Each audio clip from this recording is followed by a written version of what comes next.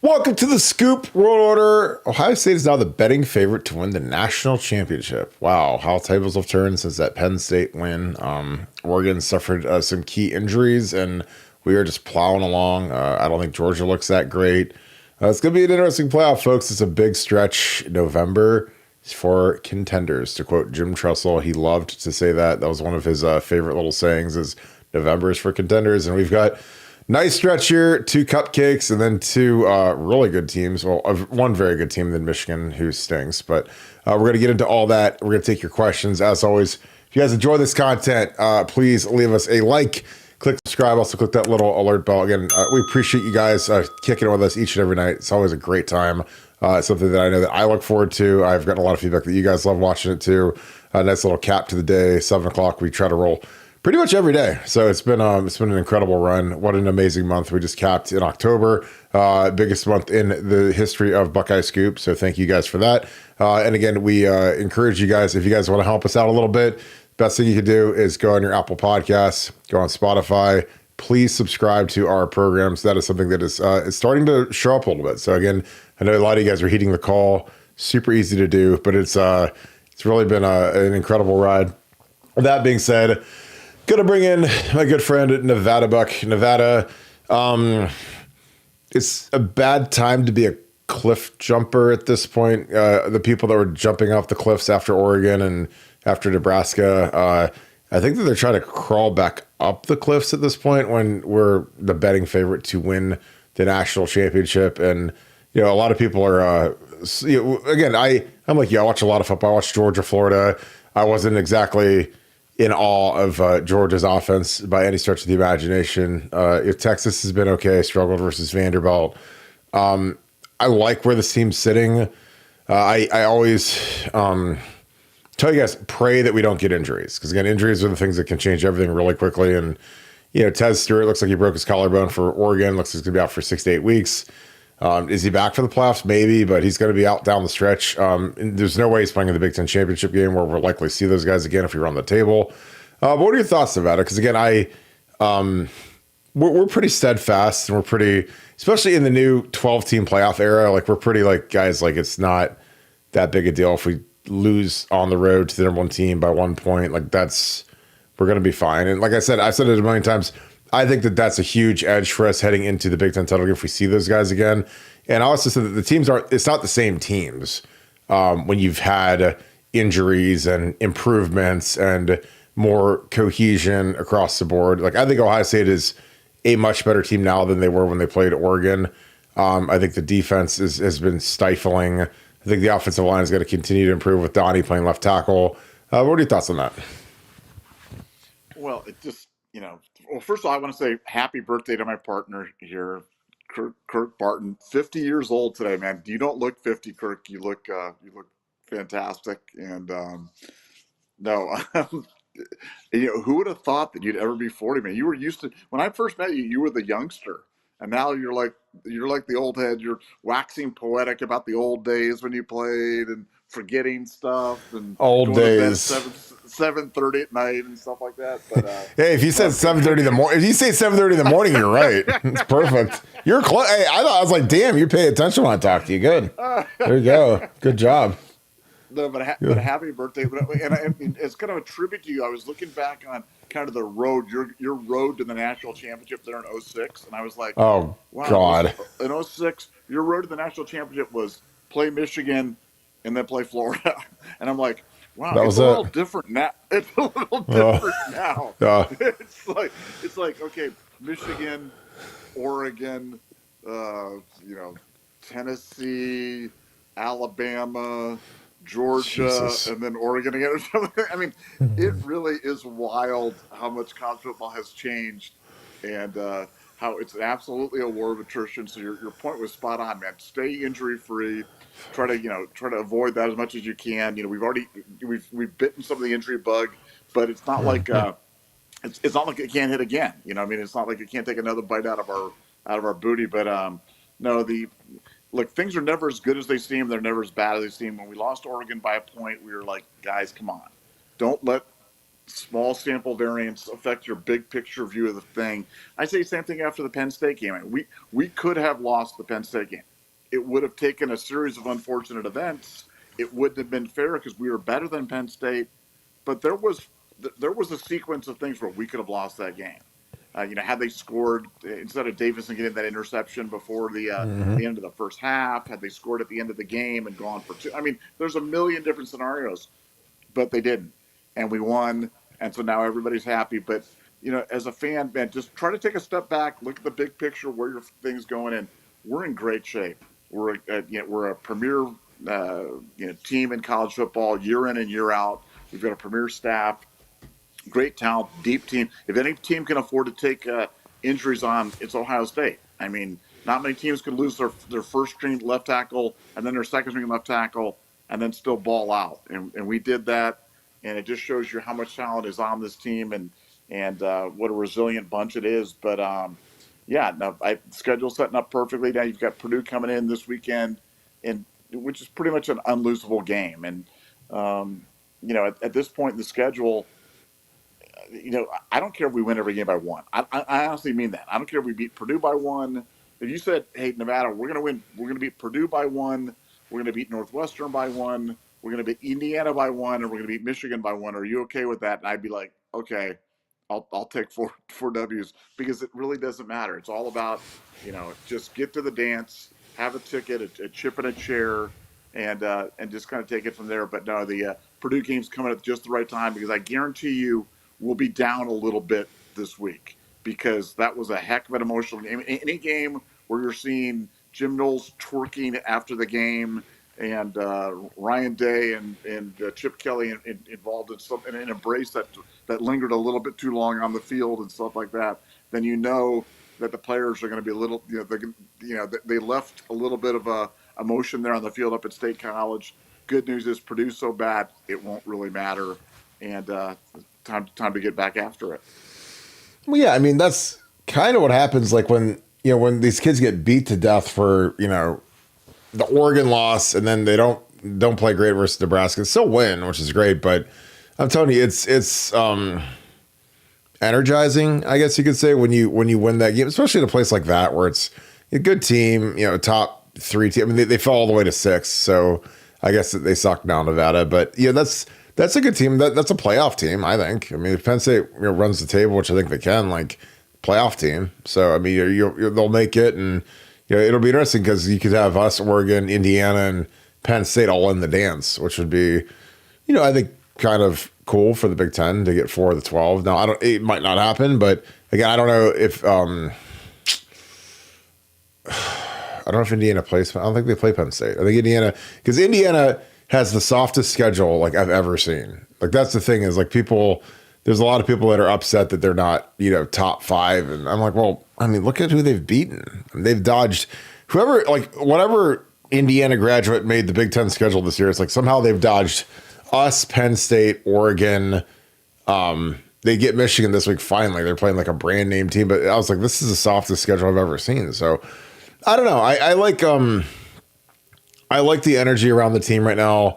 I think that Carson Hinzman, again, it's been gross negligence what they've done to that kid this year by mothballing him. And again, it's nothing against like Austin Seyerveld and Luke and even Tigra, but like, I mean, he was excellent. I mean, he's a guy that I thought that the 2 guys that should have been the players of the league were Josh Fryer and Carson. Those were the 2 best linemen in my eyes. I rewatched it multiple times, and I frankly don't love what they did with the leaving Tigra out, because it just kind of, like, in the words of Nevadabuck or Granny Nevadabuck, like, it turns a good thing into a bad thing when you name 4 of the offensive linemen like players of the week, but you don't name Tigra. Even if Tigra didn't grade out well, like, I'm saying, and trust me, I've sat in the grading rooms, I've watched film, I can kind of calculate after watching games like about where grades will be. Like, Donnie was probably, if he wasn't the lowest, he was the second lowest. I mean, give up 2 sacks. So again, like, but he got it. So I mean, I didn't think Tigra was worse. Now, Donnie had obviously moved out to left tackle, which is impossibly hard, especially at Beaver Stadium. And he played a guy that the more I watch the guy, the more that I think that he is a monstrous Penn State defensive end. And, he'll be a really top 10-ish type draft pick. I mean, as long as he tests well, which I think he'll run really fast at the combine, just because you can see how fast he's on the field. But the funny thing about Penn State defensive ends is they're the most bust-prone crew outside of Tom Bahali. Like every one of their ends that have come out have been complete busts in the NFL. So that would be the only thing that would cause me concern. And it's not even like their scheme. It's just they've had, if you look back at their litany of first rounders, they all sucked in the NFL except for Tamba, Courtney Brown, Michael Haynes, Aaron Mabin, who you guys remember from the Bills. He's the guy that really killed us in 08. They all sucked when they got to the league. So I don't know if this kid's the same way, but Micah Parsons is kind of a hybrid guy who moved up to end in the league. Kind of came out as the linebacker. Obviously, he's going to get a humongous extension from the Cowboys, but like I said, I like the energy. I like the stability. Hopefully we can get Zen back and give us a little bit of depth. Again, I think that, we're going to need guys down the stretch. You need George Fitzpatrick to be ready to go. You need Austin Sarville ready to go. Cause again, we've kind of had that injury bug and we haven't, like in the last, 15-ish years, like we haven't really had the injury bug strike the offensive line very often, which is something where, like Nevada and I, when we would talk in the offseason, when people would be paranoid about tackle depth and we don't have 8 starting centers or whatever, I'd be like, well, we've never had a backup tackle. Like, I mean, a lot of times when I played and coached, like we didn't have a third guy. If we had a third guy, we'd be in trouble. And again, it's not just recruiting, but I mean, with the portal now, you're never going to have a good third tackle just hanging around for multiple years when he can go start somewhere else and get paid. But I like the energy around the offense. Again, I thought Chip Kelly was really, really good, minus the empty protection stuff, which again, that was what I was screaming all week, was just help Donnie in protection, which they didn't do. Again, I have no idea why. I mean, I thought that in that environment, playing left tackle versus that kid is not going to go Donnie's way, and it didn't. But other than that, I loved the game plan. I loved running the quarterback. I thought that the defense mixed some stuff up. I mean, I really like the energy on our defense. I love seeing Caden McDonald. I mean, Caden McDonald has got to play more. I mean, he's got to play nose and 3 technique, back up Ty and Ty Hamilton.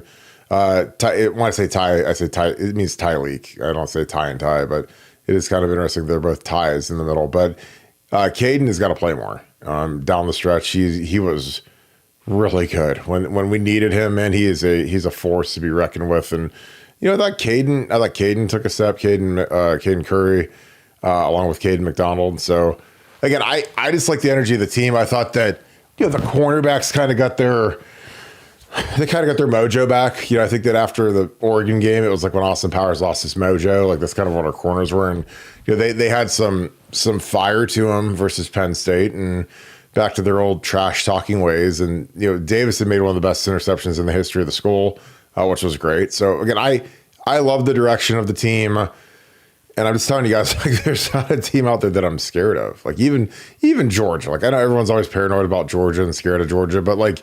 I mean, the Gators were giving them a game. Florida's got a fired coaching staff, and you have players about to hit the portal. So those guys could fight it out versus Georgia. Like, what are our guys going to do to Georgia? Especially with a running quarterback, which kind of neutralizes their pass rush. Like, because that's the thing. Like, well, and I've said this. We broke it down yesterday. Like, when he gets in trouble, or we let someone loose in the pass rush, he can dodge them and still make a play. Which again, that's worth its weight in gold. Especially when you get to the playoffs and you're playing against better elite pass rushers. So I don't know. Like, I mean, it's like I said to you, Nevada, if we win that Oregon game by 1 point instead of lose it by 1 point, Will Howard's the Heisman favorite at this point, in my opinion. I know that Cam Ward has more sparkly numbers, but it's because their defense is horrific, and they have games where they're like losing to Cal Berkeley like 31-10 at halftime. So Cam gets to throw for 70 times a game. And to me, I know that the numbers are obviously very important when it comes to the Heisman campaign, but give me winners, give me the best player on the best team, as opposed to some guy that just has kind of artificial stats. Like I feel like Cam Ward has, but that's my thought. Nevada, what are your thoughts? Like, where's your head at with this team right now as we head down the stretch? Because again, I think the schedule sets up great for 2 weeks of getting these guys right, and then you got a crank for 2 weeks where you got Indiana, Michigan. I mean, that might be the toughest lead-in game to the Michigan game that we've had, at least in my recent memory. I can't remember playing a better opponent than with the Indiana team. And again, I don't know how good they are because they haven't played anybody, but they are undefeated and they're climbing, and their coach is the new Bear Bryant at this point. But what are your thoughts as we head down the stretch? Well, I'm glad that game's in Columbus. I mean, I think if that game was in Bloomington, it would give you pause. It'd be one of those ones you're like, wow, okay, that's a legitimate trap game. But it's hard to call a game a trap when they're having to come into the horseshoe. I mean, if freaking Indiana can come into Columbus and beat us, and it's not like they're going to sneak up on it. They're going to come in 95% undefeated, top 10 team, top 8. So it's not like they're going to sneak up on us. So, if they can beat us, then you just tip your hat and you kind of move on. But no, I think the way that this schedule was working, and there was a poster last night as one of their super chats was about talking about it, is Oregon peaking too early. And, I think it's a really good point, because I'd never thought in this year, we were kind of laughing about the path to the national championship on the opening of the show, but no team is going to run it from 1-1. It's just not going to happen. Nobody's going to go without stubbing their toe, without taking a step back. But nobody's going to go undefeated this year. You're not going to start number 1 and end the season number 1. It's just not going to happen. So for Ohio State, what was the perfect path for me? Well, maybe have a really, really, really high quality loss early, and then kind of build from there. And you can see it happening. You can see it. You can see the defense starting to build. I think it took the Oregon game to shake them out of that less pressure, less explosive plays, shell type of defense that they were playing, where I think that they found the right hybrid right now in terms of mixing up pressure packages.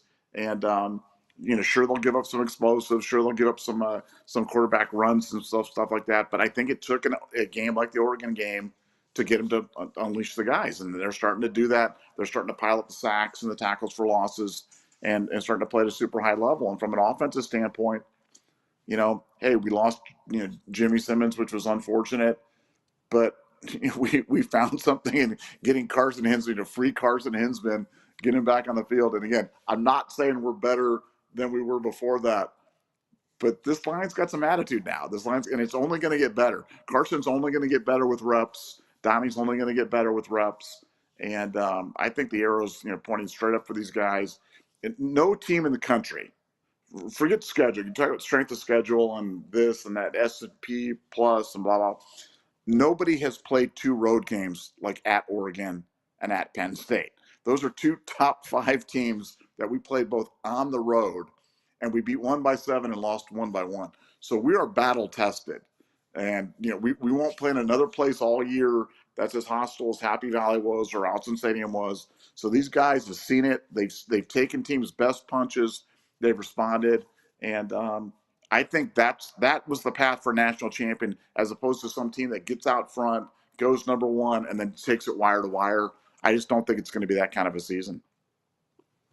Yeah, I think you're right. Like I said, I think that it's not only are there like trap games or whatever, but it's just like it's so hard now because there's so many games. Because now like you mentioned earlier, back in the olden days when dinosaurs roamed the earth and we had grass inside the horseshoe in 06, like we beat Michigan and we went to the national championship. That was it. It wasn't, okay, we beat Michigan, now we're going to go play Michigan again, or we're going to go play Oregon in the Big Ten title, and then we're going to go wait 3 weeks for the first round of the playoffs, and then we got to go playoff game. I mean, it's crazy how much longer things are. And again, I said it 1,000 times.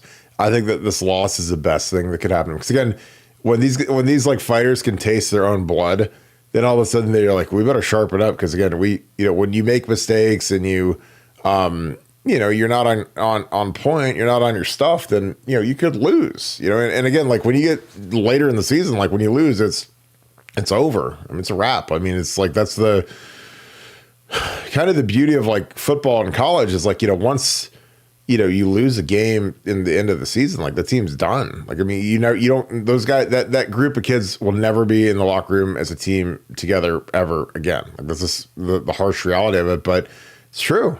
So these guys got to lock it in, and they've got a chance to do something special. And this is after, the the dumber portions of the fan base have turned on these guys and begrudged them, and they're not good enough. And it's like I said, man, they're the betting favorites to win the national championship. And you would think by some people that we were, like a mid-level Big Ten team. And I'm like, guys, like I like the direction of the team.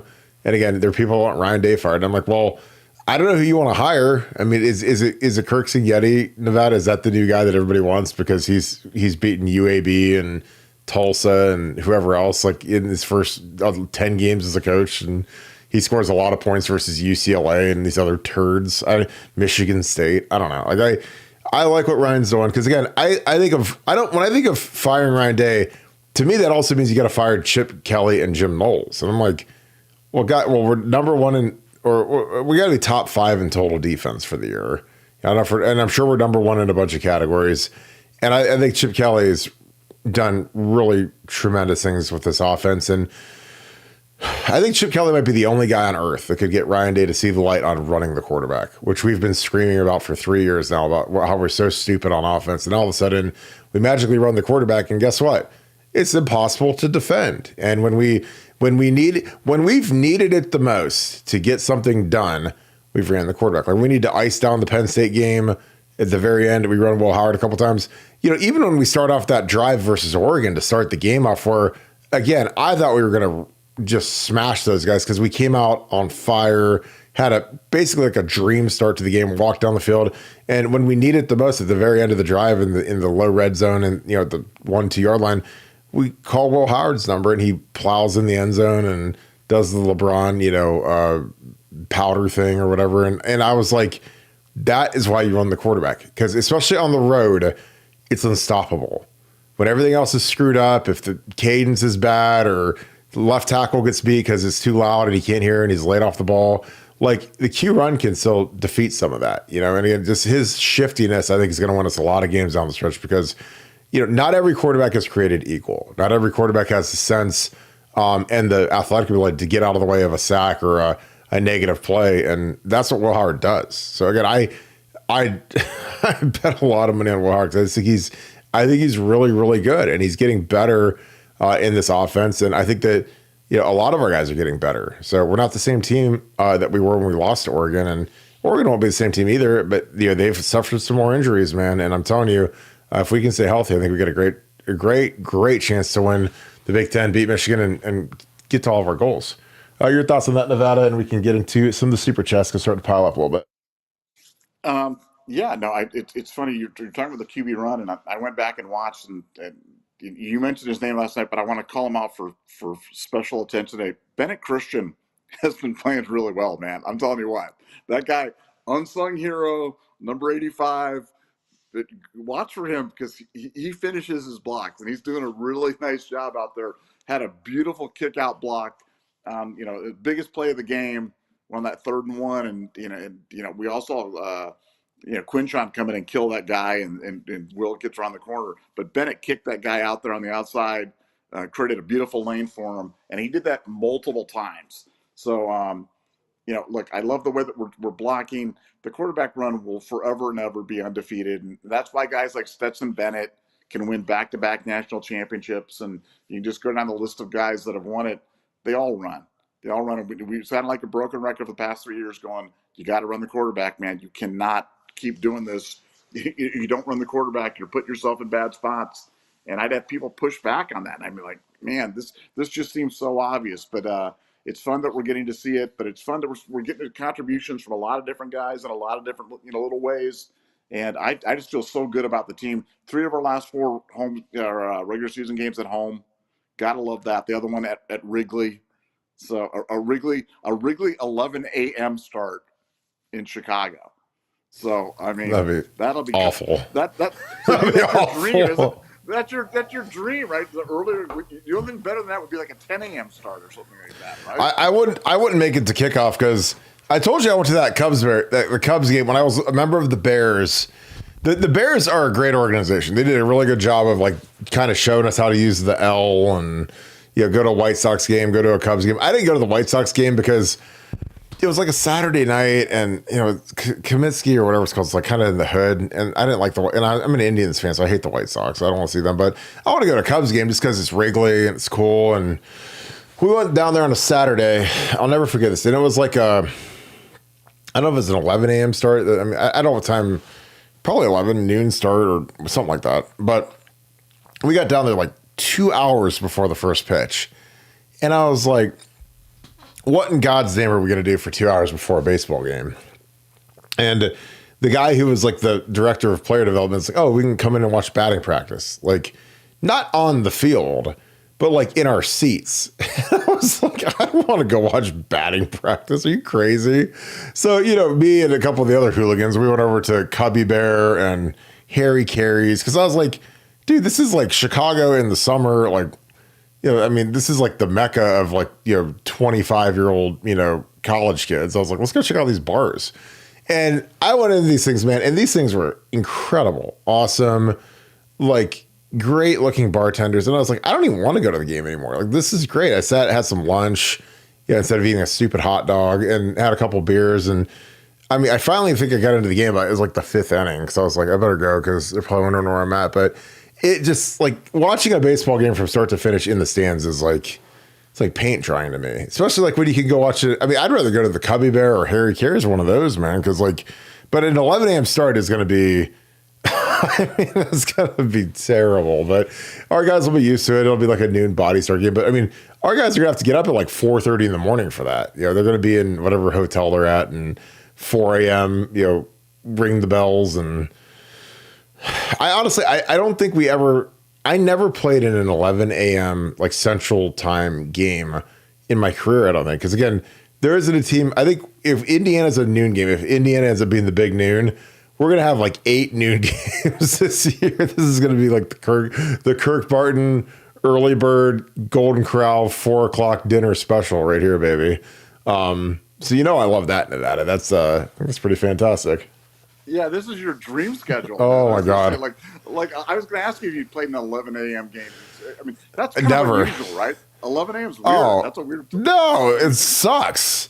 I mean, it would suck. I mean, because every time we play Wisconsin or Iowa, it would be like it'd be 3:30. It was almost universally 3:30. Like, we never, like, again, because of big noon kickoff, they've made all these games noon now. All these big, because it's like 80% of the big games in the Big Ten usually involve Ohio State, whether we're playing Oregon or Penn State or Iowa or Michigan or Indiana. Like, it's always us plus, like it's like on the wedding invitation where it says Ohio State and then there's a +1.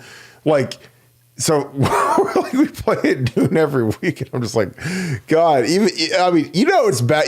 We're playing too many noon games when I'm complaining about it. I mean, come on, guys. Like, we gotta play the Indiana game's got to be another noon game or whatever. But again, it's I like the noon games, man. But it's like, God bless, like it's killing the Big Ten's vibe a little bit. Because again, I know that I get the Penn State people being angry that it wasn't a night game because, now they got to have the night game. They play Washington, who they don't care about at all. And it's going to be on the Peacock instead of it being on national TV because, again, nobody cares about Washington. If it's the Ohio State prime time, it's the highest rated game of the season, next to the Oregon game. Like, whatever Ohio State shows up for a primetime game, it ends up being the highest rated college football game of the season. Like, we played Notre Dame last year, play Oregon this year. So, yeah, it's I don't. What are your thoughts? I've never really talked about it. Like, do you think Big Noon is killing the Big Ten a little bit with some of the vibe and the atmosphere? Dude, come on. I've been all of it. You're Mr. Noon. What are you talking about? You're like, I love the noon games. The noon games make me happy. I do. I love them. 11 a.m. game. 11 a.m. game. Yes. That makes me smile. It's like I'm in California. It's like when you're in California, you wake up, it's like 9 a.m. Ohio State game starts at 9 a.m. It's like you just roll out of bed and you're like, oh, hey, the Buckeyes are on. College game day starts at like 4 a.m. for you on the West Coast. From a TV standpoint, it's great. I love getting up and having the game right there. You don't have to wait for it. You get your coffee bean, you get your bagels, sit down, watch the game. But I'm just talking about from a fan's perspective. Man, these games, I don't like that. And there's one other thing I don't like. While we're on the topic of stuff that we don't like, I don't like it when Gus Johnson goes, the world famous Ohio my God. State Buckeyes. that I'm like, annoys me. I'm like, let's go to Saudi Arabia and see if they know what the Ohio State Buckeyes are. They say we don't know you. I want to punch him in the face every time he says that. It annoys me so much. I don't know. Does that annoy you? Because it really annoys me. I think it's just dumb. Like, we're not. I mean, we're a big brand, but like, we're not like the Yankees. We're not like the Lakers. Like, I mean, you're not going to see people famous. You're not going to see like people wearing like Ohio State gear as a fashion. Like, people wear Nike or Yankee stuff as like a fashion statement. Like, no one wears an Ohio State has a fashion statement, you know. So no, but wait a second.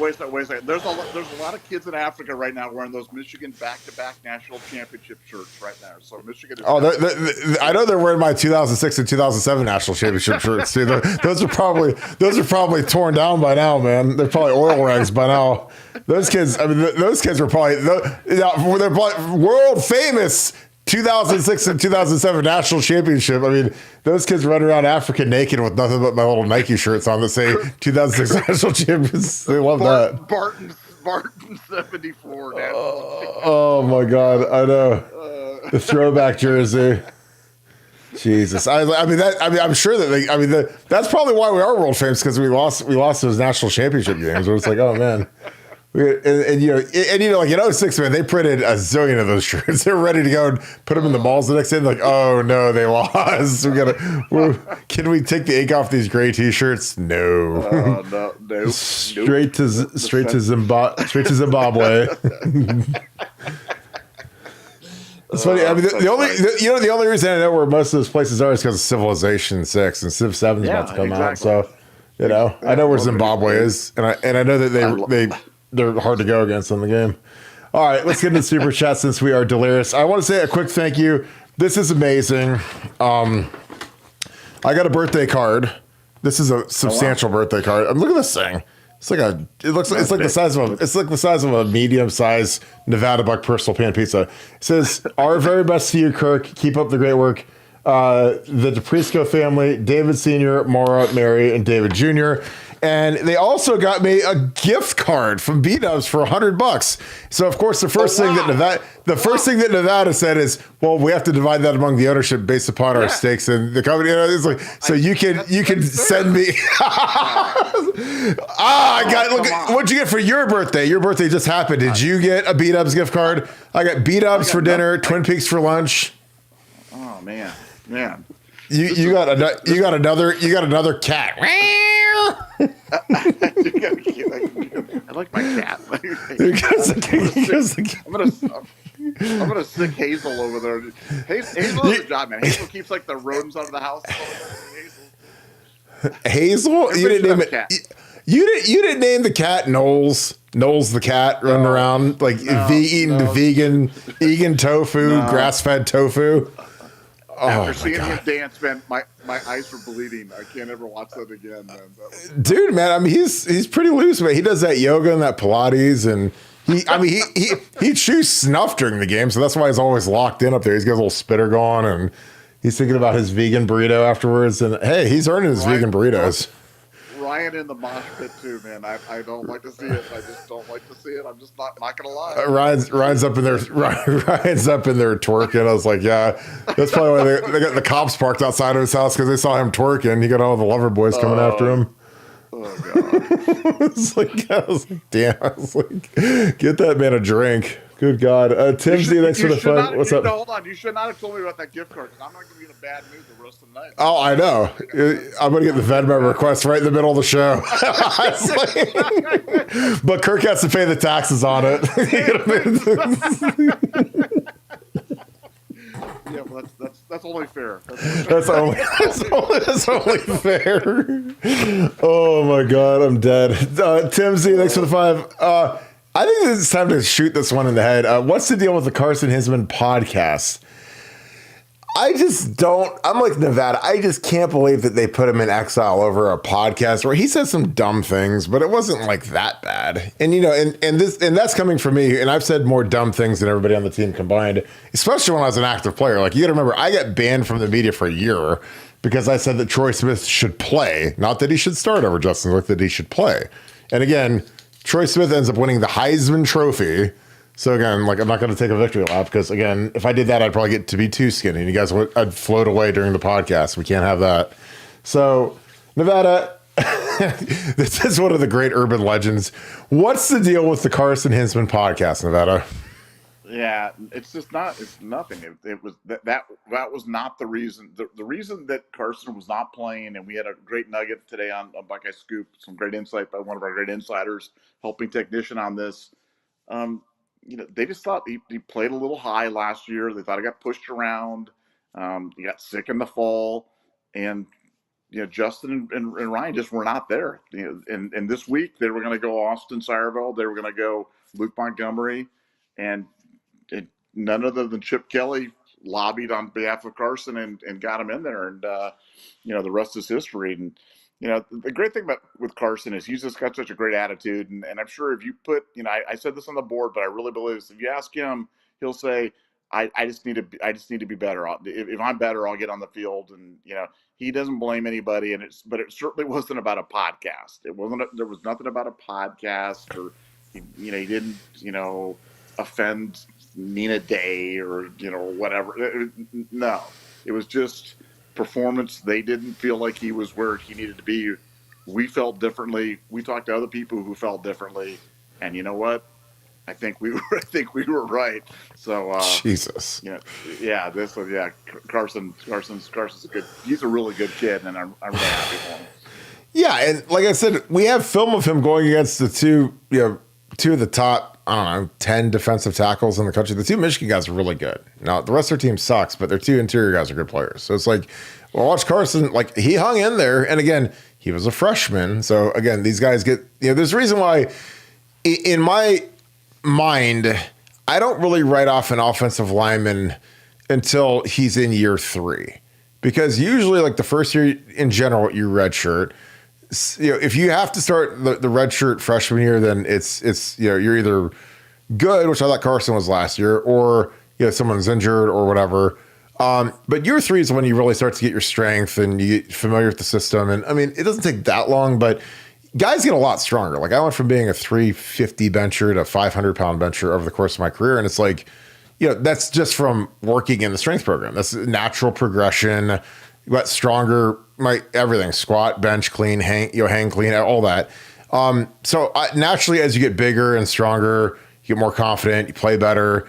So yeah, that's why it's hard for me because I literally was the same as him. I started as a redshirt freshman, and I look at that tape versus my tape as my junior, senior. It's like, it's not even the same player. It's not even the same guy. Like other than it's got the same jersey on, it's like, I don't even recognize that guy. And that's where Carson's going to go. Because again, Carson, he ended up a 4-year starter here. And I mean, people were ready to, throw him out with the bathwater. And I'm like, I think Carson's got a bright future, and he could end up being a captain in one of the great redemption stories in school history where he took advantage of his opportunity. And again, people notice his energy. I've had so many people say, man, I love how Carson played with all the spirit and he was out there running to the ball and pushing stuff. And again, like people notice that, and the whole team notices that. So they like the energy that he brings to the table, and there's no way he should come out of the lineup. There's just no way. I mean, I'm excited for the kid. And again, I think that he makes us much better on the line, and I think his energy and his focus and his prep and his mental sharpness, and by mental sharpness, I mean that, when you're an offensive lineman and they call a play, like, what your assignment is, but there's no law that says the defense has to line up how you expect them to line up. On game day, like there's sometimes where you'll see a different front, a different blitz. You got to be ready for whatever. And, when you're sharp, like Carson is, you can adjust to that stuff on the fly, pick it up. And if you're a guy that struggles a little bit, like, and you get missed assignments, like, then it can really hurt you. So, you got to process quick, man. Because I'm telling you, that was the thing about when I tell these guys, I'm like, look, just because we do stuff in practice and we do scout team work where we're simulating what we think they're going to do, there's no law that says that that's what they're going to do. So you got to know your rules and be ready to apply them literally like in real time versus really fast, powerful dudes. Larry Daniels, 1, thanks for the 5. Appreciate you, my friend. Thanks for being an Ultra member as well. Happy All-American birthday, Kirk. Appreciate you, my friend. Thanks for always using fact and reason to talk us off the ledge. We try, guys. Enjoy this day, your family every day, and a toast to many more. Nevada OH.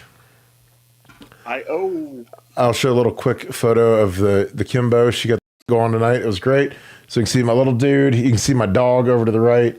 see the crew. So it was a great birthday. This is one of the best ones I've ever had. So thank you, Kim. I'm sure you're watching with the kids. So that was about 10 minutes before we hit the air. Nevada was texting me frantically saying, "Hurry up and eat your cake. You didn't do this afterwards." What kind of cake? What was that? Was that a bundt cake? No, it was ice. It was an ice cream cake. I have your nice. I have your ownership percentage of it in the FedEx box. I will run it to FedEx as soon as I'm over with dry ice, and it'll be shipped out to your residence. And I'll get that pronto. What kind of ice cream was it though? It was like vanilla and Oreo. It was actually delicious. So it was like cookies and cream, I guess. I know it's probably not up to your standard of Turtle, like Freddy's or Frankie's or whatever your place is. I like that. I like that. I like Rocky Road, but I was hoping it was like mint chocolate chip or something. And I'm like, don't send me the mint chocolate chip. Oh, that's the gross. I mean, the mint chocolate chip is the worst flavor of all time. It's like having like. People like that. It's like mouthwash. It's like eating cold mouth. It's like eating ice cream mouthwash. I'm like, you guys, it's like you like Scope ice cream. Like wow, this is good. Yeah, give me some Scope ice cream, please. I was like, you guys seriously think this is good? That's the nastiest flavor of all time. Oh my god. You know, if that's all we had, I'd never eat ice cream again. David Patek, what's up, brother? Thank you for the 20 and thanks for being ultra member. My brother, happy birthday. Remember, life begins at 40. You know, I agree with that because I'm life's good right now. You know, again, we've got a great show. We've got a great thing going with Buckeye Scoop. I'm excited. Like I said, this has been a huge year for us and the show's been amazing. You guys have been amazing. And so I agree with that. Like I was thinking back, there's people like, oh, you're 40-year-old. I was like, no, I like where I'm at now better than when I was 20 or 30. It's not even close, honestly. Because I got everything kind of dialed in right now. And again, we just have this, you know, it's like Nevada and I have this insane, unholy work ethic where we're literally on here every night. And people they're like, you guys are crazy. And I was like, no, we like it. Like this is like a built-in part of the day. And I feel terrible when I miss a show. Terrible. Like I'm like, so I was like, because I feel like I let people down. So I really like to get on here and work and do this with you guys and talk to you guys and talk Ohio State football, talk about little inside stuff and break stuff down, do the film stuff because I think that it adds value to you guys. So I get a lot of compliments where you're like, I learned stuff, and and I appreciate Larry Daniel on the last one saying you talk us off the ledge with fact and reason, which is that's what we do. I'm like, guys, like we're the Las Vegas who doesn't care about Brutus Buckeye or the Bulldogs or any. All Vegas cares about is making money, and they literally their sharps have installed Ohio State as the favorite to win the national championship. They have no loyalty to SEC, Big Ten, Ryan Day. They're just about money. So they picked Ohio State as number one. So what are your thoughts on that? Because I want to go back to Larry, and again, I appreciate you, David. You're the best, my man. But Larry, when he says that he thanked us for always using fact and reason to talk us, and some of the fan base off the ledge. What are your thoughts on that? Because again, that's something that like we kind of pride ourselves on around here. Well, we'll always be honest with the audience. We'll tell you. And so if things are bad, if it's time to panic, man, I guarantee you will not have to go anyplace else to find out that it's time to panic. We will tell you. But if it's not, we'll tell you that too. And sometimes I think people get those things confused. They somehow, think it's sunshine pumping when you're on a 25-year winning streak. And we're just telling you how it is. Things are good in Ohio State land. Today was good. Tomorrow's going to be good. Next week's going to be good. It's good. But we'll always be honest with you and tell you if it's not going to be. But it's a great time to be an Ohio State fan. That's for sure. Yeah, because like what a lot of it comes down to, and Nevada will agree with this, is like when we watch the film and we talk to people in the building, and we talk to a ton of, and a lot of people want to know what we think that are important people, and I'll watch the film and say, look, we're close. We didn't get demolished. We didn't get blown off the ball. It's not like when we lost to Oregon by 1 point. I didn't feel like we got physically dominated by their offensive line. I didn't feel like we didn't show up. I didn't feel like we were flat. I mean, when we started that game, it was as good of a start as we've ever had. We marched right down the field, score on them, take the oxygen out of the building. I was like, okay. I saw a lot of great stuff. And again, we were a terrible offensive pass interference away from winning the game. Basically. So, like how close you wanted to, well, it's about as close as you could ever get. So I don't know. Like I said, I always try to It's not sunshine puppy, but like if we were really bad, where I said this guy can't play or we can't cover anybody or whatever, then we'd tell you guys that. But I feel really good about this team, and I was worried about when the secondary didn't have a great day versus Oregon, but you saw how they bounced back versus Penn State. And I mean I heard all week about how great Drew Aller was the next John Elway, which I don't want to go hard on Drew Aller because his family's from Ohio, so that's not really my thing, but. I mean, I coming into this game, the new Drew Aller, I was like, well, we saw him last year, and he was terrified in the horseshoe, and it's the same guy, and we have a lot of the same guys, so kind of the same result. I don't know, but I love the direction of the team at this point. Lee, thank you for the 5. Happy birthday, big dog. What did you think of the offensive line this week? Also, let's hear an earlier prediction of the game as of now. I mean, I was thrilled for those guys. I mean, I was thrilled that Donnie stepped up to the plate and took the challenge of playing left tackle. And Carson, I thought, was a pit bull. They let him off the leash, and he got to go tear some guys up. And I thought Seth McLaughlin's been really good all year. Tigra, I'm hard on Tigra because I think Tigra's got a lot of talent, and I think a lot of the stuff that he can fix is fixable. But it's up to Tigra. Like Justin Fry can't go out there and tell him what the play is on every time, because a lot of Tigra's issues are mental. Like he has mental mistakes, and he goes to the wrong guy sometimes and leaves guys open. And I think Tigra could be a lot more physical. Again, for as big and strong as he doesn't play big and strong, which is something that's up to him. You can finish your blocks. Like there's no law that says you can't put guys on the ground. But I loved Josh Fryer, because again, like if it was me, like if we're being realistic, the two guys that should have been the players of the game were Carson and Josh Fryer. Josh Fryer was kind of out on an island, which he should be, and again, he shouldn't get any help. He's been at right tackle for a long time, and I thought he played a really good game. I mean, I thought those guys were really solid, and I was just happy for the guys just because it's different when you've been the kids before and you've been the coach before. And I've never been the full-time guy, but I was the assistant with Ed. And I've been beaten to death. And it's so fashionable and it's so easy to beat on the O-line, blame the O-line. The O-line sucks. I mean, you can say it with the Browns. You can say that with the Bengals. I mean, it's just so easy because there's 5 guys on the field for every play.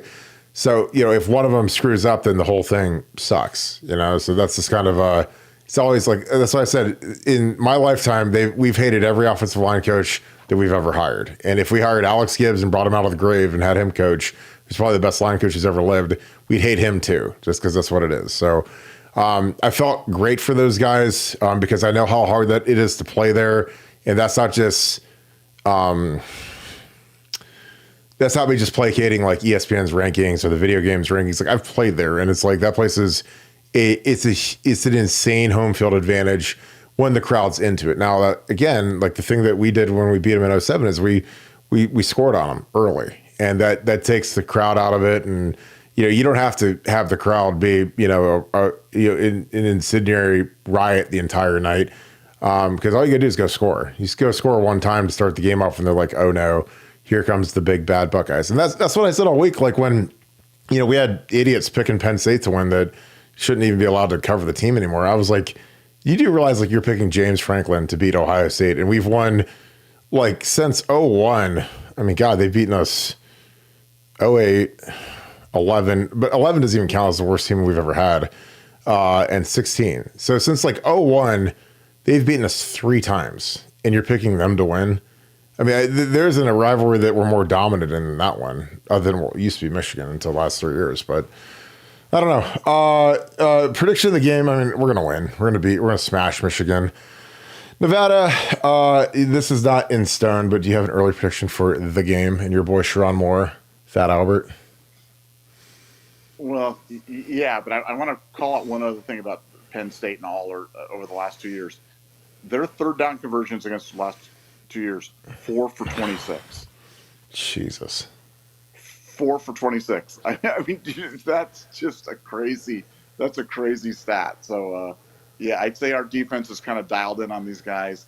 Yeah, I mean, it's going to be funny when Michigan comes in. I mean, remember, Michigan manages to kind of hang in there in grim death at home. But when they get on the road, man, when they come into the stadium and they try to run that offense, at our stadium with that walk-on quarterback Oh my God. or Alex, or I mean, Oh, it's just going to be bad. It's going to be so bad. And Ryan Day will not take his foot off the gas. He will no. absolutely not take his foot off the gas, and none of the players will take the foot off the gas, and they're gonna punish Michigan. So I don't know what my score prediction is right now, but it's gonna be bad because Michigan just will not be able to move the ball at all, and we'll be able to throw at will. Yeah. So that's where I'm at. Well, I mean, and I think guys like Will Johnson tapped out versus Oregon. He wanted none of the. He didn't want none of Tez's smoke or Stewart's smoke or those guys that run 4-3. He did not want anything to do with that. So he called it a day, and I don't think he's going to have anything to do with JJ either because I think JJ is going to smoke him. Buck Nasty, thank you for the 10. Happy birthday, Burke. Appreciate you, my dude. I don't know why this isn't popping up. There it is. Appreciate you, brother. Again, thank you for being on here. Thanks for being an Ultra member, as always. Again, appreciate all of you guys. You guys are absolutely hilarious and the best. Ranjit Sori, thank you for the 10.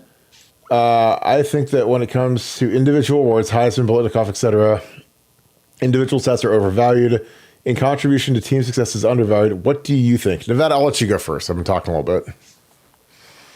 No, I totally agree. And unfortunately, though, it's that takes a little bit of insight. That takes a little bit of introspection, a little bit of research, and unfortunately, that's not the way those awards are given out. The awards are given out by, numbers and who somebody can kind of get behind and who the media kind of latches onto as their flavor of the day. And that's how that stuff generally works. But, that's why we saw today. And again, this is not a slight, but Sonny Styles made the semifinal thing for the Butkus Award because he's the leading tackler on our team. And so they immediately assume that Sonny Styles must be super awesome, and he makes the Butkus semifinalist. And again, this is nothing personal against Sonny. I love Sonny. I want Sonny to make 500 tackles a game and win every award and do it. But if I'm rating the linebackers just on our team, I've got him third. So, Cody's got less tackles, but Cody didn't play 2 games. So, so that kind of, kills your statistical analysis when you've missed a couple of games. But, I know. I think that it always should be. That's why I always liked it in baseball. I like the way that they named it the most valuable player. And I always love that. I always love that distinction about valuable as opposed to outstanding or whatever, because outstanding, kind of connotates, numbers and just sheer stats and sheer volume. And so, guys that get to throw it 50 times a game are always going to have more numbers, or guys that get to run it 40 times a game are going to have more numbers. But value, man, that's a different thing altogether. And, that's really where you measure, who the great, players, quarterbacks, or whatever are, is by their value to a team. Yeah, and I think that, when you have a team like Ohio State who is in general ahead a lot, or they're winning by a lot, a lot of these guys that are good, they don't play the fourth quarter. Like we pull our offensive guys out in the third quarter, like Emeka and JJ, so they're not going to have the gaudy Biletnikoff numbers. And plus, I think a lot of these guys that if you play on a worse team, and I talked about this to you earlier in Nevada, it's like you're going to be throwing the whole game. So if you're coming from behind because your defense is terrible, like you're going to get some pretty gaudy receiving numbers. If you're a good receiver and you go to a bad team, and like the one kid from Arizona was like one of the preseason Biletnikoff guys. He had like 150 catches last year or something crazy, and but they're bad. I mean, they're always behind, and that kid's got to kind of do yeoman's work to try to keep him in the game by catching 10 to 12 balls a game. So I don't know. Like I think that when you're on a good team, I think it should count more than just pure numbers, because you're not, you're contributing to win. Plus, you're not going to play the whole game. But again, the writers for these things, or excuse me, the voters for these things are the writers, and they're not very smart. And I just genuinely don't think that they really care. They probably look at the statistics and they pick, okay, well, this is a good one. I mean, you have to remember Jalen Hyatt, who I'm sure none of you guys remember, 2 years ago won the Biletnikoff over Marvin Harrison Jr. Jalen Hyatt was like a 3rd round pick in the draft or 4th round pick in the draft, has done absolutely nothing in the NFL. And he beat out Marvin. And I'm just like, whew, it's it's real interesting how some of the stuff goes. But again, we don't promote our guys, so it's is what it is at this point. Dan Welch, thanks for the deuce. Happy birthday, Kirk. Thank you, my friend. I appreciate that so much. My wife was like, what do you want to do tonight for your birthday? I was like, podcast, work. What else are we going to do? I was like, do you want to go out for a minute? Nope. We got to knock out a show. We got a big week coming up. Poe Panda, thanks for the deuce. 3 weeks until the cheater up north notice of allegation response to do. I can't wait. I think they're going to take that thing all the way to the wire. Nevada, are you excited for the NOA response to come?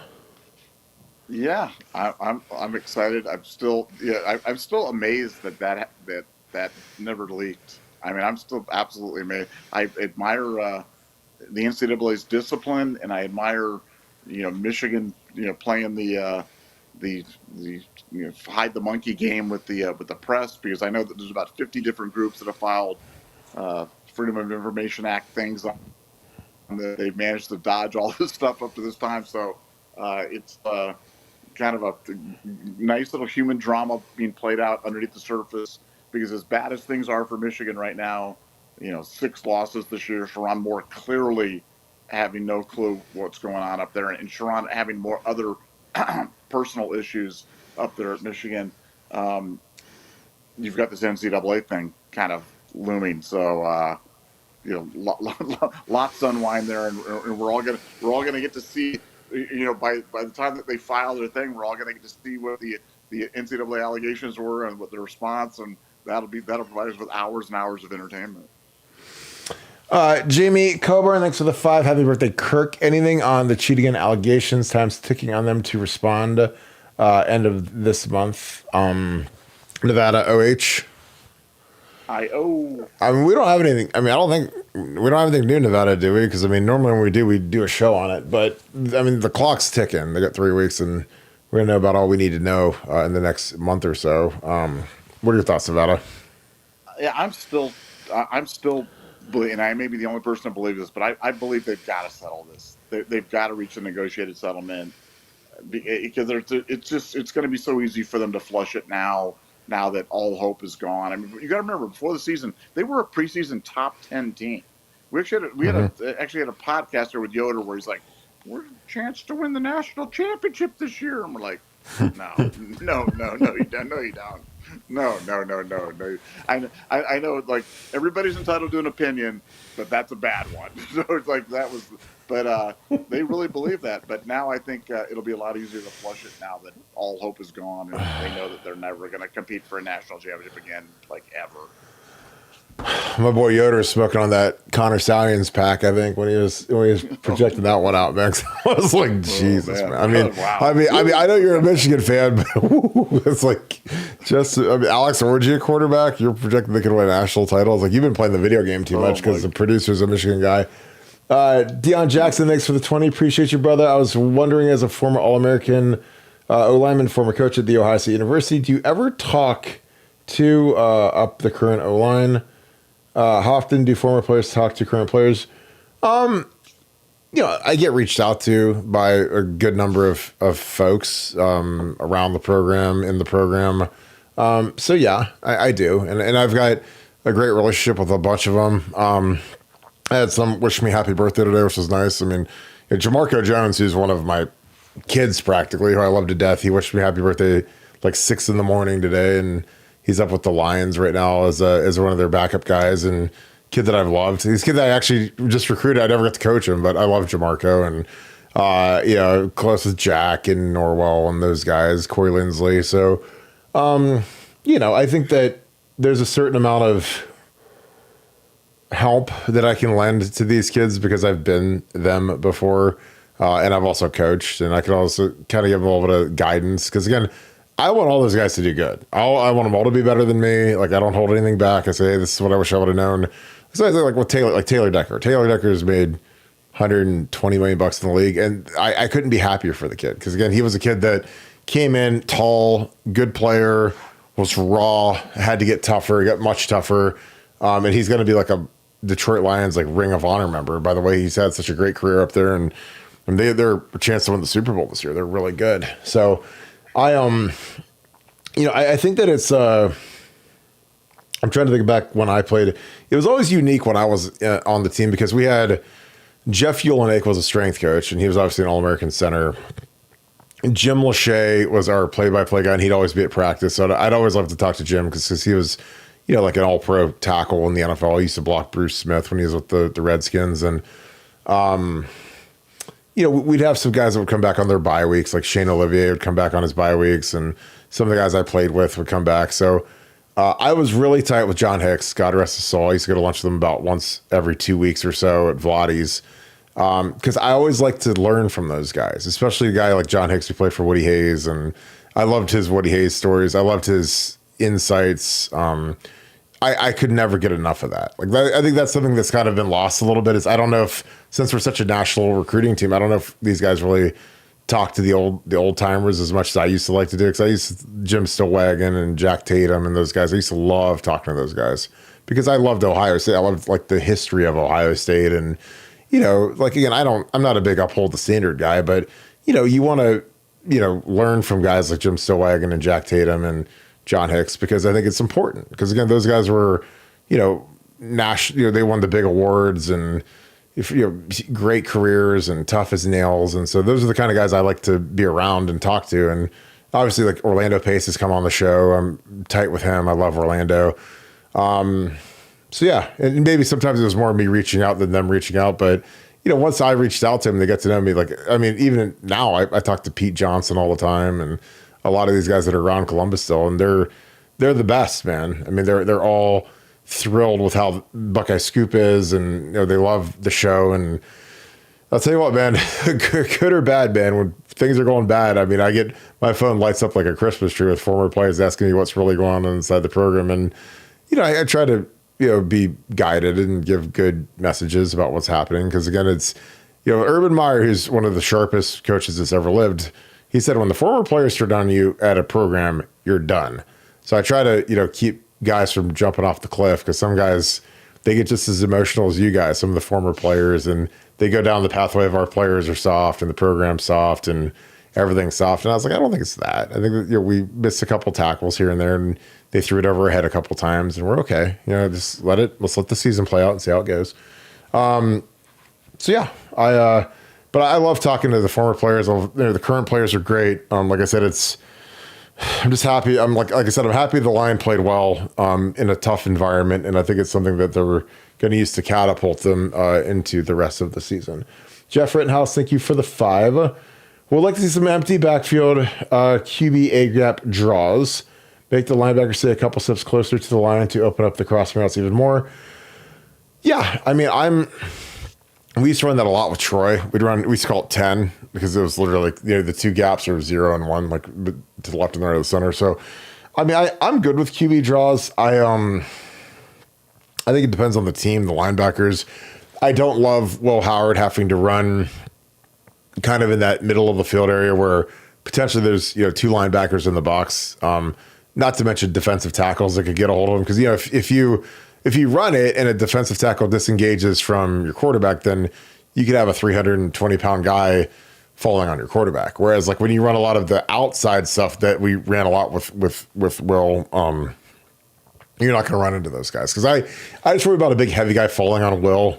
Not that he's made of porcelain, but I just like when you can get on the edge and you're going against a nickel back or maybe an outside linebacker that's a little smaller, or you can just slide. Because, I mean, the problem with when you run in the middle of the field, like an interior draw, is Will can't slide. Because there's too many guys all around him. So it's riskier. It's not super risky, but, and again, in the short, like, red zone area, the red zone is inside the 20-yard line. So the short red zone is like inside the 5-yard line. I think it's a great call. Because they got to spread you out. They got to do the picket fencing and cover everybody. You go 5 wide, run a Q draw, it can be very effective. What's even better is when you go 4 wide and you keep a running back in the backfield and you use him as a lead blocker to pick off the linebacker, then it's even more effective. Nevada, your thoughts? Jeff Rittenhouse says he'd like to see some empty backfield QB A gap draws. Make the linebacker stay a couple steps closer to open up the crossing routes. What are your thoughts on that? I agree. I think we're going to need it all when it matters. The good news is the next couple of weeks we don't have to dial up any of that stuff. We can kind of wrap Will in the bubble wrap and keep them there. But come Indiana, Michigan, and beyond, no, I think that can be a very effective play. And I want to call out one play that we have not talked about. I haven't seen written anywhere, and this is just kind of one of those little unsung plays, and you'll be like, Nevada, that was dumb. But I thought about this. On the Quinshawn fumble that got called back, because at the time it was a live ball, and that guy was going to go to the house, and Will Howard made the tackle on that play. And I'm thinking, that was a heck of a play by Will to make that tackle, because even though I thought it was incomplete, and even though the ultimate ruled it incomplete, the last thing I wanted to see was that guy dancing into the end zone there, and there was only Will and a lot of green grass between him and a touchdown. So I want to call out Will for his great open field tackle on that guy at a big moment in the game. Well, the biggest reason why I don't care about that tackle, nobody cares about that tackle, is because Kansas State did not want Will Howard in Nevada. Don't ever forget that. I know they didn't. They did not want that guy. We don't want that guy. The guy that won the Big 12 championship with us. We don't want that guy anymore. You want to talk about stupid? Oh my God! I was like, like I said, the thing I always went back to, like when sometimes I think I'm crazy. Am I too much all in on the Will Howard? I'm like, well, this is like a make or break year for Ryan Day. And he pushed his old quarterback, who I thought stunk, out to Syracuse, and he went all in and spent a bunch of money, and he could pick any guy he wanted, and he picked this guy. So even if Kirk's whatever, Ryan Day, who's forgot more about quarterbacks than I'll ever know, went with this guy. So that lets me sleep like a baby, because Ryan got the guy he wanted, and Ryan was right. I mean, Ryan knows how to evaluate quarterbacks better than any person on the planet at this point. Look at his record. So yeah, it's whew, thank God we got that guy. Rohan Vangol, thanks for the 5. Crazy how the sun sets by 3:30 p.m. exaggeration, and we still can't get a night game. Happy birthday, Kirk. Got any film on Indiana's defensive holes? I got to start watching them a little bit. I usually watch them. They're still 2 weeks out, so I won't watch them for a little bit. But they've got a good pass rusher. He's got, I think, 7 sacks. I think he leads the Big Ten. But I haven't watched their stuff. But again, guys, just look at their schedule and look at who they've played. Like, you'll talk about a paper target. And again, I think they're going to be good. Like, I think they're going to give us everything they want. I think this will be their Super Bowl. This will be their national title game, all wrapped into one is when they come to Columbus. And they're going to hope that we're looking forward to Michigan. So, but again, the good thing about this Indiana game is, like, we're not playing them week 1 like we did last year. We're playing them, end of the season, and they're going to be known. I mean, they're going to be. It's not like they're going to sneak up on us when they're 11-0 or whatever they're going to be after they beat Michigan. So, I don't know. I think that they're going to be a good challenge. And again, I think our guys, you want to talk about a game that Ryan Day is going to dread. It's the Indiana game, because man, they come in here as a top 10 team, and like we lose. We have the greatest team of all time, but you lose to Indiana. Which, again, we're not going to lose to Indiana, but that's just the mentality of being a football coach. Is like you have this kind of like doomsday thing in the back of your mind. Is like, well, what if we lose this game? There's something that we used to talk about all the time as a team, was that we've never lost to a MAC school ever. Like, not since 1892 or something like that, but it's been a long time. But it's going to happen at some point where Ohio State is going to lose to a MAC school. And what we used to always say is, like, as long as it's not on our watch, we're good. Because Penn State has lost to a MAC school, Michigan's lost to a MAC school, all the other superpowers in the conference had lost to MAC schools before. We never had.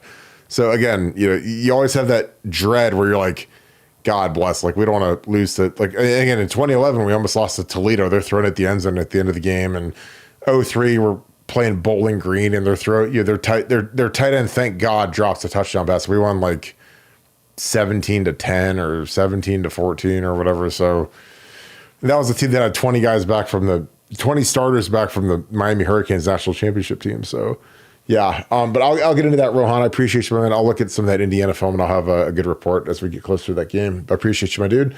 W Buckeye, thanks for the 5. Happy birthday to a great friend.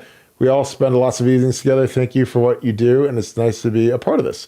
We appreciate that. Again, Nevada and I, sometimes we kind of fall into stuff where we've built this community because we go live, and we go live on Christmas and New Year's Eve, and so it takes a lot of sacrifice from our families, but it's worth it because it's turned into a great career for us, and it's made an incredible community where a lot of you guys have got to meet each other outside of the podcast, and you guys have become friends. So it's actually really cool. And guys like Schrock and Steely and Akeem and Sean Rawlings. You guys all have these groups of people that hang out together, and it's incredible. So I'm just happy that we could be a part of that. Nevada, any thoughts? W Buckeye says, we all spend a lot of evenings together. Thank you for what you do, and it's nice to be a part of this. It's kind of incredible, isn't it, Nevada? Yeah, it's very. I mean, it's a very special thing, and like you said, it's just part of our day. I mean, it's something that's just kind of penciled in right now, and it's just part of our normal routine, and I love it. It's something I look forward to it. I mean, I'm always looking for interesting topics or what's going to go on. And when you come across something particularly juicy, you're like, oh, that's going to be a fun podcast one. So, yeah, we have a lot of fun with it. I'm glad to be here. Yeah, we hope Connor Signs does something so we do the Connor Signs one, because those are always the best. Oh, man. Fat Connor.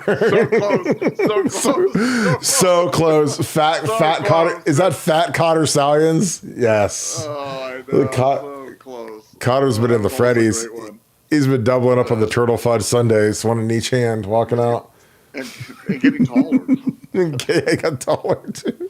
He took the Limitless pill before he went on the sideline. No kidding. Karis Washington, thank you for the 5. Appreciate you. Hope you guys are having a great night. The two of you. Happy birthday from Karis and You'll always be family to both of us. Nevada OH.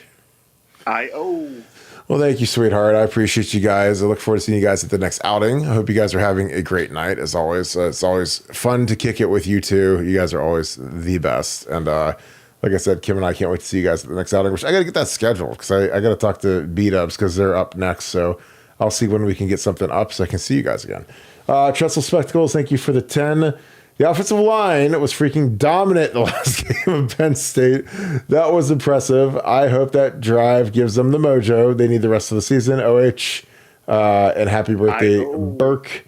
Yeah, it's funny like how one drive can kind of change everything, because after Nebraska, man, it was like, oh my God. It was like, and again, I had probably the hardest breakdown I did when I was pretty hard on Teague, because again, he was getting pushed in the backfield and wasn't playing with a lot of emotion, but like all of a sudden, like the O-line is back to being beloved again. So I'm hoping that'll propel these guys forward for the rest of the year, and I think it will. Like I think Carson Hinzman is like liquid.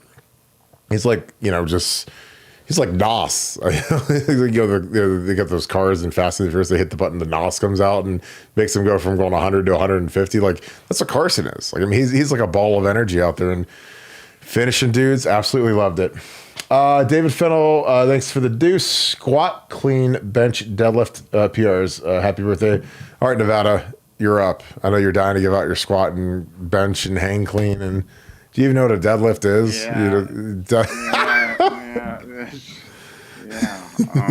Yeah. 8 million pounds. 8 million. I was going to say 8 million, 8 million and one, something like that. Yeah. I'll let you go first, and I'll go after you. How about that? Yeah, because then you can add 1 pound, like you're on Price is Right at the beginning. I had 1 pound. I had 1 pound every max, and I am the champion of the universe. I am Fluffy Hernandez. You are not. Yes. Squat, I did 675. Clean, I don't know what my max was. I did 405 for 10 on hang cleans, which I was proud of. I did that when I was in the league. Bench 550. Deadlift, I never PR'd on I never maxed out on deadlift. I never deadlifted. I did some we did RDLs. We didn't do a lot of heavy deadlifts because like, God, it's just like the risk reward for deadlifts just weren't. I didn't think they were great because I thought the strain on your back. Like, I never did them in high school either. My high school coach, who was the best strength coach I ever had, didn't believe in doing it because of the risk reward. Now we squatted heavy as can be, and obviously benched heavy, and so I could move people, but. So Nevada, you just want me to add 1 to each one of my numbers, and 501 bench and 406 hang clean and 676 pound. Even though there's not even like a 1 pound, there's not like a 0.5 pound plate, but you could probably have that made because you've got it like that. But I'll just talk about the night I smoked cigars with Tiffany Amber Thiessen at the bar drink in Las Vegas or something like that. Is that Kelly Kapowski? Yeah. I was actually with Jason Hervey. I was with Jason Hervey and the older brother from the Wonder Years. and Zach from Saved by the Bell and Tiffany Amber Thiessen. So it was the kind of, it wasn't quite the Brat Pack, but it was kind of like the B level Brat Pack. So and you didn't bring Jessica? You didn't bring Jessica, the blonde chick, or the other chick from Saved by the Bell? It was just Tiffany Amber Thiessen. They weren't there. They weren't there. It was just Zach and Tiffany Amber Thiessen and Jason Hervey. Yeah. What is this, like it's like the final rose ceremony on The Bachelorette, where you're just like, it's 3 dudes and 1 chick, and everyone's like, okay, who gets Kelly Kapowski? Oh yeah, no, believe me, everybody was lobbying for Kelly that night. That's for sure. Oh, I couldn't even imagine. Yeah, that's strong. Forget your deadlift. We were all deadlifting that night. We were all trying. We were all shooting our shots as hard as we could. Tom Gombar, thanks for the 5. Nevada Amber Thiessen, what is the latest Wisconsin's notice of allegation? Also, Caleb Downs is a complete freak and best safety in America. OH and happy birthday, Kirk. I don't think there's nothing new on the NOA, correct, Nevada? No, we're just waiting. They have to continue to negotiate. I'm still expecting negotiated settlement. I'm calling it right now. Negotiated settlement with the NCAA. Calling it. Dave Buckeye Lieb, thanks for being an entrepreneur. Thanks for the 10. Oh, God, Nevada's a great one. You've both been granted a birthday wish to change one thing with Ohio State. What would you change, Nevada? Oh, my God. This is great. What would I change? Oh, you got one. You got one wish. I'm down to 2 things. Can I have 2 wishes? Can I wish for more wishes and get 2 that wishes? They put your sign back up and they fix your TV? No. Now fix my TV is one. That's one. And fire Jerry Emig is the second one. Oh my God. Things that happen. Yeah, fire that guy and fix my TV. Those are my 2 wishes. I'm going to take Kirk's wish away from him because we're partners. It's like, because we're partners. So I'm going to take your wish. Fix the TV. I'm going to use your wish to fix the TV. And hey, look, God. You and I have a tree together in the Grove, and we're going to have a tree lighting ceremony before the Michigan game that we're inviting everybody to.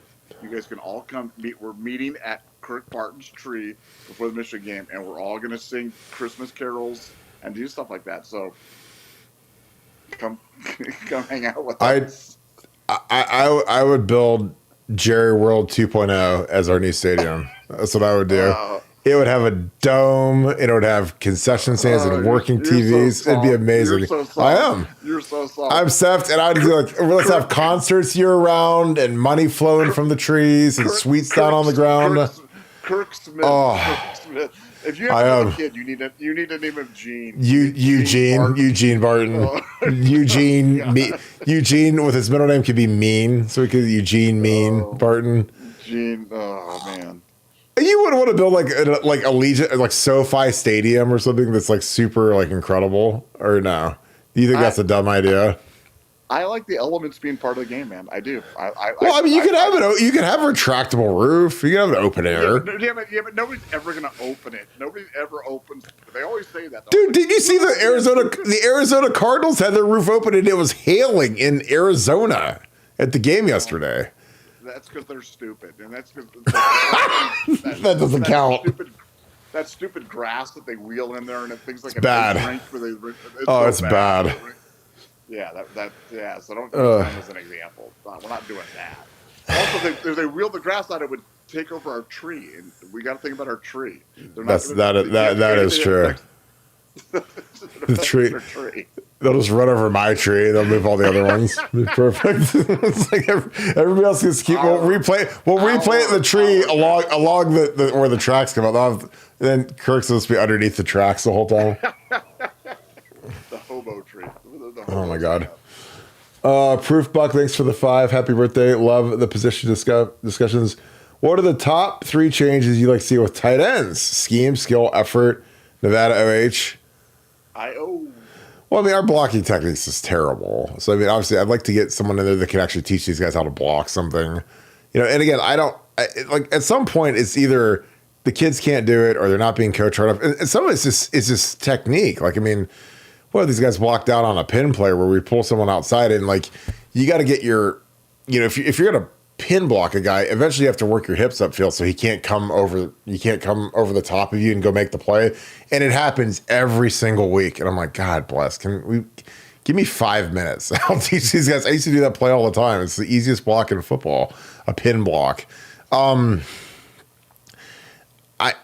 mean, I wish that they were more physical. And some of it is like, I blame our staff sometimes because we put these guys in positions where, like I showed you, the Will Howard play, it's like you put G Scott in a wing, and he has to block number 11, who's the best defensive player in the Big Ten, and G can't block anybody, so you put him against the best guy on 4th and 1, and the guy goes right through G, like every other play, and he almost, if Will Howard wasn't like Fred Astaire with his footwork, then this is a sack, and we look like idiots, and they have the ball on the 45-yard line going into our end zone to score. So, third thing, I mean, you got to develop Jelani Thurman, man. I mean, it's just insane that we get so little out of that kid. I mean, he's like the JJ of tight ends, but he just doesn't play like it because I don't know if they don't push him. I don't know if they can't reach him. I don't know what the malfunction is there. But again, I was glad that he caught that ball because hopefully that'll get him kind of catapulted in the right direction. But those would be my things. I think that the blocking technique, I think some of the positions that they put these guys in where they're not good enough to make the blocks because they're in a poor position from the start, and then getting Jelani Thurman to go. Nevada, do you have 3 things you'd like to see change with our tight ends? I just want to dovetail on your number 2. Just quit asking them to make blocks that where guys are coming across their face and slamming. Well, they can't make them. And they can't make it. It's just they can't make the block. So it's like, just stop asking them to do that, and then fix my TV and fire Jerry and get those my 3 Oh my God, we didn't promote Cody Simon for the butt kiss. I'm so dead. It's the funniest thing I've ever seen. Happy birthday. Love the position. Oh, sorry. Apologize. Sorry, I did this one. Donald and Karen at Rossbeck. Hope you guys are great. Thank you for the 5, and thank you for being an Ultra member as well. Happy birthday, Kirk. You have a beautiful family. Appreciate you, my man. I'm glad that you guys survived that hurricane. I was worried about you guys when you guys were giving me the updates as that thing was showing up. Enjoy watching the boys grow up. It'll go so fast. Nevada OH. Yeah, it is going fast, man. I got a 7-year-old, which is wild to say, but they are a blast, and we have a lot of fun around here. So the little Cam is growing quickly and is healthy, and the middle one is the one that's wild because he beats the tar out of my 7-year-old, the 3-year-old. So it's gonna be a fun ride over these next 15 years or so. Thomas Taylor, thank you for the 50, brother. I hope you and Andy Joe and Sarah are having a great night. Happy birthday to the massive GOAT, Kirk Barton. Much love and respect. Buckeye Nation with the day. Jim Knowles, the grass is always greener. Dude, I'm telling you, I keep saying this. Like, I love what Jim Knowles does, and he shut down a good Penn State offense. And at some point, people have to realize, like, he is a really good DC. He's really good, sound structurally. We got a nice win versus Penn State. Yeah, the grass isn't always greener. And I feel the same with Ryan Day. Like, people want to hit him fired. I'm like, for who? Like, who are we going to hire? It's going to be better than Ryan. I mean, I don't know. We're going to hire the guy from Pitt that just lost by 30 points that everyone was saying, oh, well, we like Pitt really. Yeah, SMU's hung like 35 points on him or whatever. So, I don't know. We'll see. Nevada, do you agree that the grass is not always greener when it comes to firing some of these guys? Well, I just don't know how green the grass can be when your defense is number 1. Like we were laughing about that earlier today. We're like, what is there like some number lower than when we need to be number 0? -1.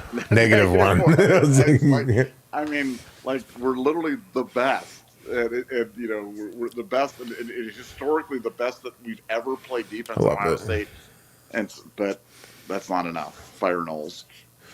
It's crazy. Timothy Mullins, thanks for the 5. Happy birthday with Stallions on Michigan sidelines on Saturday. Nevada. The caper, because this is all over the internet, baby.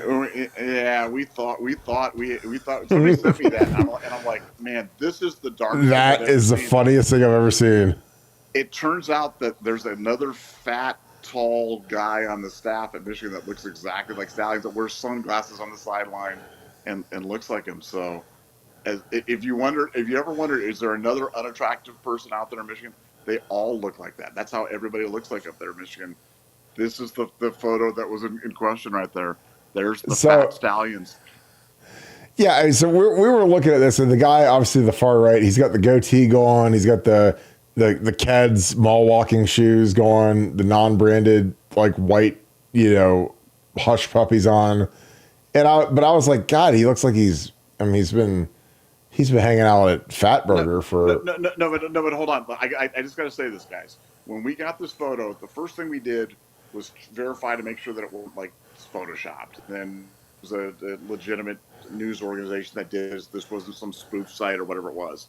And then we reached out to two separate Michigan administrators at Michigan, and they both said, "Oh my God, that's Stallions. I cannot believe that's him." And so, like, that's literally where we're at. That's where we're. That was. It was a weird one, man. It was weird. And then all of a sudden they come out and was like, "No, that's whatever the guy's name was, Fat Stallions or whatever just Fat Stallions is." But it fooled a lot of people, man. It fooled a lot of people really close to the situation. So, that would have been a great podcast. That would have been great. I was like, I know Sharon Moore's dumb, and he's really dumb. But like, could you be that dumb? Like, really?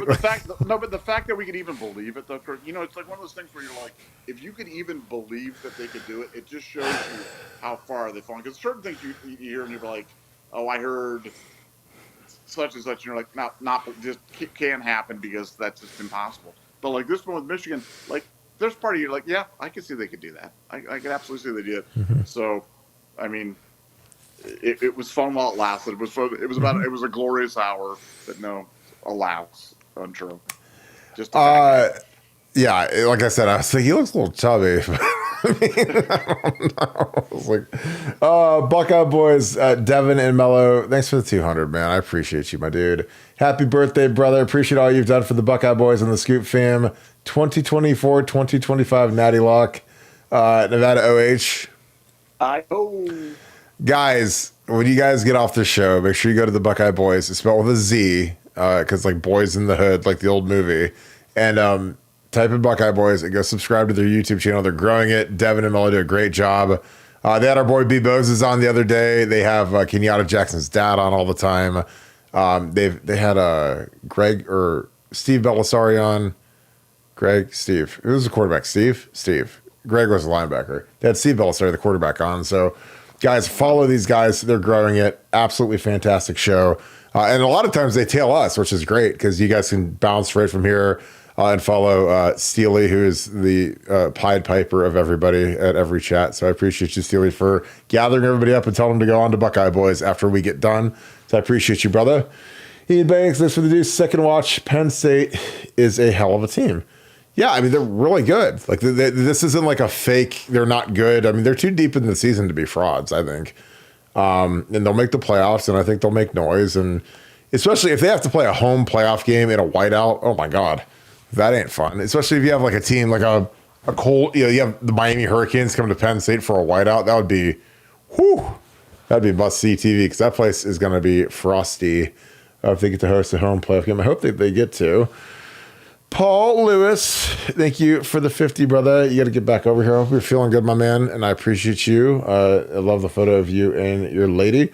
Thank you for the 50, brother. As always, the king of wine. Paul's a pretty extensive and exquisite, crazy good wine seller, and I appreciate you, my man. So thank you for the great wishes, and let's see you soon. He also got me, one of the greatest gifts ever, he got me a bottle of... oh God, it was Pappy Van Winkle. I was like, whew, that is a nice bottle right there. So I appreciate you, brother. You are the man. All right, Nevada. I went for about 90 tonight. It's a nice long one. Any final thoughts as we wrap the show up for Fat Counter Stallions, your boy? Well, I was just thinking, we're doing the boys in the hood thing. Does that make you like? Are you like Doughboy? Are you like Yo Dough? Can I say Yo Dough? Yo Dough. Yo Dough.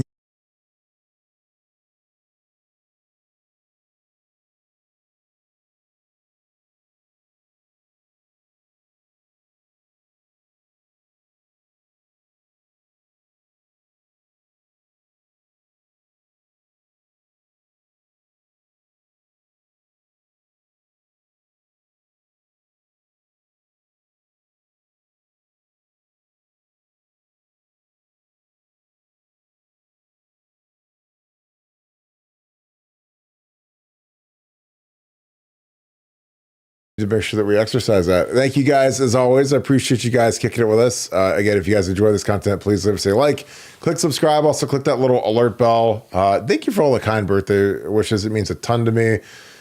We did not have a party per se because this is the party. I'd rather podcast and kick it with you guys. So thank you guys. As always, if you guys enjoy this content, please leave us a like, click subscribe. Also click the little alert bell.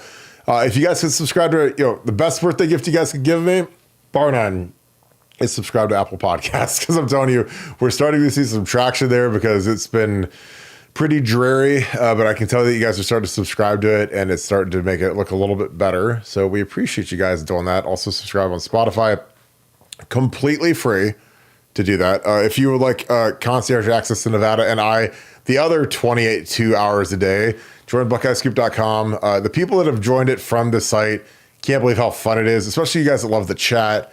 I know a lot of you guys have made the leap onto the message board, but it's an incredible group of people. We've got a huge crowd, really, really great intel. All of our intel is first on there, so consider it. It's a great Christmas gift as well. I know there's probably some big Ohio State fans and you have no idea what you want to get them if they need another tie or another pair of boxer shorts or whatever. Nespresso machine.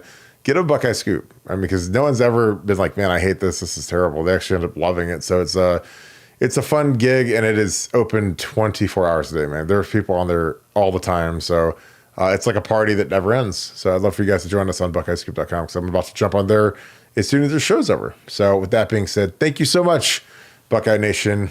Thank you, Scoop family. I hope you guys have a great rest of your night. See you guys tomorrow, 7 p.m. We'll be ready to roll. Go Bucks.